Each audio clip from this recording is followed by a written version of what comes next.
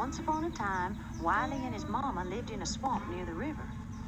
While his papa was gone, he'd been taken years before by the hairy man. Mama told Wiley to be careful whenever he's in the swamp and always to take his hound dogs with him because the hairy man was plumb scared of dogs. One day, Wiley forgot his dogs. He was out cutting cane for Mama when he turned around, and there, standing right in front of him, was a short man, ugly as grease, with two snapping eyes, a loose rubbery grin, and hair that fitted him like a coat. Wiley jumped for fright. "Get in the sack, Wiley," said the hairy man in his gravelly old voice. Wiley didn't have no intention of getting in that sack. His mama told him the hairy man's croaker sack was magic.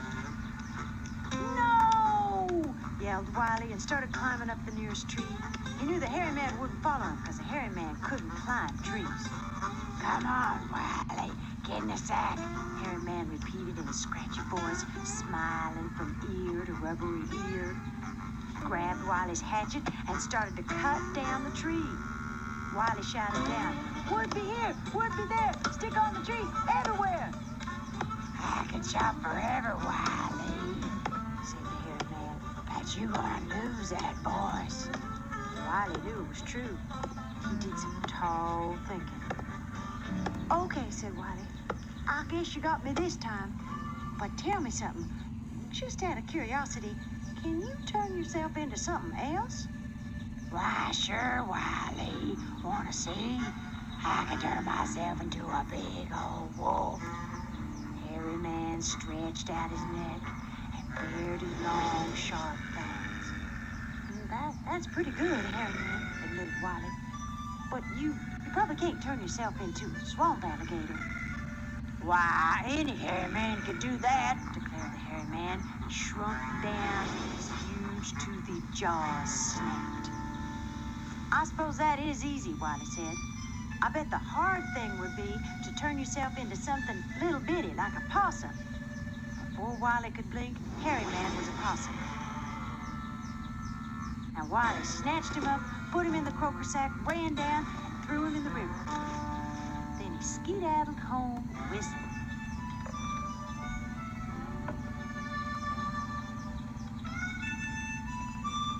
He didn't whistle for long, though.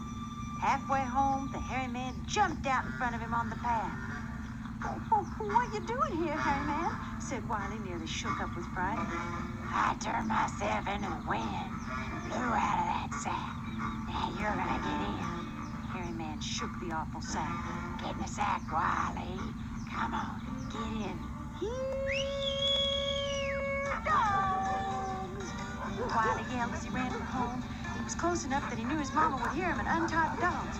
Sure enough, cut to pieces, eat 'em up, and leftover came running like the devil was at their heels. The hairy man took off through the brush.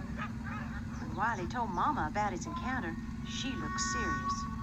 "Oh, that's bad, Wiley," she said, "because if he come for you twice, he's gonna come for you again. But if we can trick him, he'll leave us alone. Now you go hide up in the attic and leave him to me." Mama made her preparations carefully. She put a willow stick to bar the door and an axe and a broom across the window. Then she set jars of sweet milk around her chair. From his hiding place in the attic, Wiley heard his dogs break loose and chase off after something in the swamp. The hairy man came up on the porch. "I'm coming in," he said. "I'm coming to get your baby, Mama." "You can't have him," said Mama, rocking harder in her chair. Hairy Man broke right in through the door and walked up to Mama.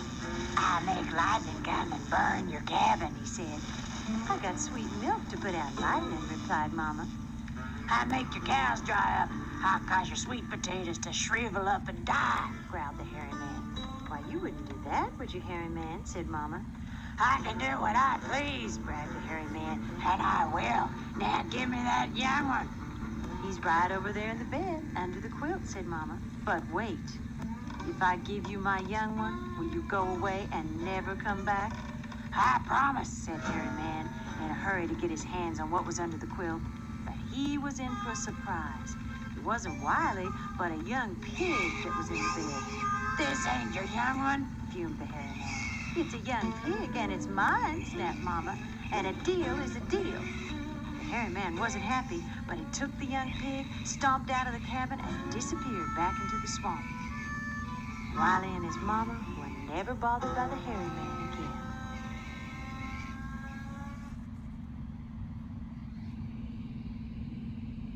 Would you like me to tell you another story? Pick one. Once upon a time, King Arthur was out hunting. It was a beautiful day, but his luck had been dismal.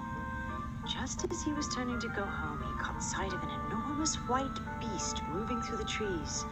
Thinking it was the mythical white stag, he drew out his bow and shot. A huge roar came from above Arthur's head. "My horse! You've killed my horse!" The largest man Arthur had ever seen emerged from the green. "Now I'm going to kill you." I'm so terribly sorry," Arthur stammered. I didn't mean to, you see." "I don't care." "Perhaps you don't know who I am. You see, I'm King Arthur. England needs me." "I know who you are. Now stop sniveling so I can kill you." Remember what a mess we were in before? People were carrying off ladies. I think I've done quite a good job. Arthur was terrified. No matter where he ran, the giant was right behind him. "Since you begged for your miserable little life, I'll give you a chance. Come back here 1 year from today and answer this riddle. What do women want? If the answer is wrong, I'll kill you." It was a very sober king who rode into the palace yard that evening. His best friend, Sir Gawain, ran out to greet him. "What's wrong?" Gawain immediately knew that not all was well. Arthur told him the story of his encounter with the giant, and Gawain replied, "Oh, don't worry. The queen will help us, and I know plenty of ladies." It was true. Gawain was a great favorite of the ladies because he was the handsomest, the bravest, the nicest, the kindest, the most charming, and the best of all the knights of the Round Table. So Gawain asked his lady friends, King Arthur asked Queen Guinevere, what it was exactly that ladies wanted. "Jewels, gold, fine clothes. I want my husband to go away. I want my husband to come home. I want children. I want my children to leave me alone." There were many answers, but none of them seemed to be the answer. So at dawn, the day Arthur went off to meet his doom, Gawain wept and said he would fast and pray until his friends returned. Out of nowhere, a strange creature jumped in front of Arthur. "I know the answer. I do. Arthur looked down upon the ugliest woman he'd ever seen. Her nose was so long, it nearly met her chin. She had large warts, and her voice was a crackly cackle. Well, madam, if you know the answer, it's your duty as a loyal subject to tell us." "What'll you give me?" Well, what would you like?" "Gawain. I want to marry Gawain." Arthur gasped. "Gawain is a free man, madam. He isn't really mine to give." "I know the answer. I do. If you save my life, I'll tell Gawain, but I can't force him to marry you." The disgusting creature leaned close. "What women want is to have choice over their own lives." The giant rose up like a tree stretching itself. "Well, little king, what is it then? Come to answer or to die?" "To answer," called out Arthur, looking every inch the monarch. "Women want to have the choice over their own lives." Arthur smiled, knowing he had beaten the giant at his own game. "She told you," the giant roared, and the ground shook. Arthur was happy for about 3 seconds. Then he remembered he'd sold his best friend for his own safety. When he told Gawain what had happened, Gawain bowed to the hideous Lady Ragnell. "It would be my honor to marry you, lady." On the great day, Gawain escorted Lady Ragnell down the aisle as if she were a princess. The court wept while the Lady Ragnell hooted, shrieked, and cackled all the way through the ceremony. The The ladies of the court wailed. Their champion, the mightiest, the handsomest, and the most agreeable knight in the land, was marrying a creature so sickening it gave you a headache just to look at her. On the wedding night, Gawain went into his room to change. When he returned, he found the most beautiful woman he'd ever seen. "Who are you?" he asked sternly.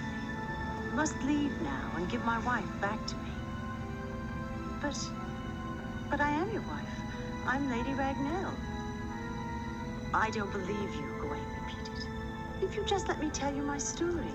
My brother, the giant, took everything from me, my land, my life. He turned me into that loathsome shape. That's how I knew what women wanted." She paused. "But now that you've married me, you must make a choice. I can be beautiful at night when we're alone together, and the ugly hag by day. Or I can be beautiful during the day, but at night when we're alone together, I'll be hideous. Which will it be?" What Gawain did next was extraordinary. "You decide, lady," he said. "The choice is yours, and I will abide by it." At that moment, of course, the spell was broken completely, and from then on, Sir Gawain and Lady Ragnell lived together in great joy.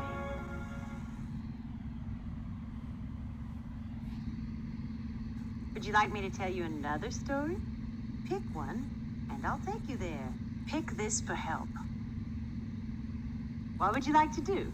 Here are your choices.